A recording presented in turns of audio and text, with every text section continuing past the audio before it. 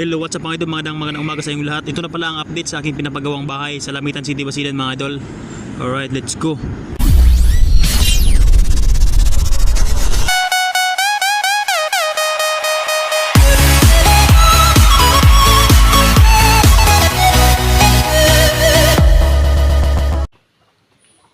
So ang video pala ito mga idol, last year pa lang to.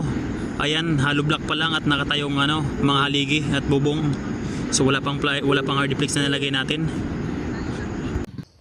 So at ito naman mga idol ang sa loob ng bahay natin. So ayan, halos na puno na ng lupa at bato. Medyo mataas ang hollow block mga idol, no? Mula sa ground ng lupa, tatlong hollow block bago ang sahig sa ating pinapagawang bahay. So medyo matagal na puno. Medyo mga 2 linggo rin ito mga idol tinatrabaho. Dahan-dahan nilagyan ng mga bato at lupa sa loob ng bahay para umangat ang sahig sa bahay natin mga idol. So ayan na. So at dito naman mga idol, no, halos na kumpleto na ang mga 2x2 na nakakabit sa paligid ng ating bahay mga idol mula sa haligi kung saan idikit ang hardiplex natin mga idol. So yan, halos kumpleto na mga idol.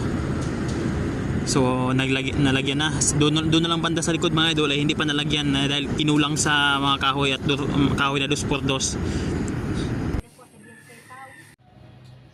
Ayan, at dito mga idol, nakita nyo naman na simento na ang flooring ng ating bahay. So ayan, medyo malapit-lapit na dito sa katotohanan mga idol na matapos na rin ang ating bahay. So ayan, nagmamasa pa sila dyan mga idol kasi hindi pa nakumpleto lahat ng flooring. So at dito mga idol, ayan, nakabili na pala kami ng hardiplex. Nagkakalaga ng 500 bawat isa niya mga idol. Halos na umabot din ng 20,000 hardiplex ang nabili nating mga materials na hardiplex. So ayan, halos malapit-lapit na matapos mga idol. Naka-prepare na yung mga kahoy na gamitin para sa paligid ng bahay.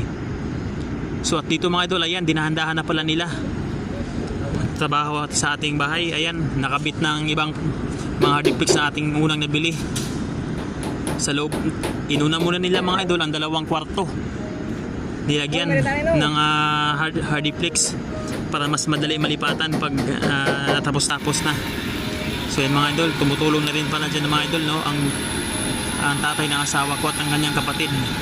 At kumuha kami ng 2 panday mga idol para mas mapadali ang pagtrabaho sa ating bahay at matapos-tapos na agad. At ayan mga idol, dito ay nakabit na natin ang mga hardiplex sa 2 kwarto sa paligid at sa labas. So dyan mga idol, napahinto muna ang pagtrabaho dyan dahil kinapos sa hardiplex, kinapos sa budget. Yan naman ang labas niya mga idol, yan kusina yan mga idol. So yan, ayan, may bubong na ang 2 kwarto natin sa ating bahay. So ayan, sirado na dyan. Yan yung kwarto. Nakasirado na lahat, pati sa taas. Sinirado na nila. Sa kwarto yan. Yan o. CR. At dito mga idol, ito na ang forma sa ating bahay. So yan, ginawaan muna nila ng CR, temporary.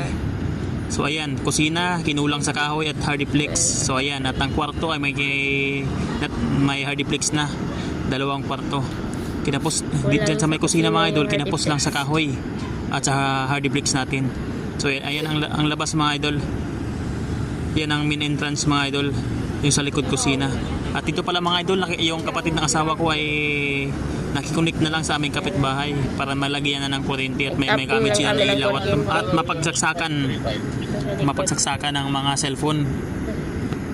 So ayan mga idol, no, ang likod.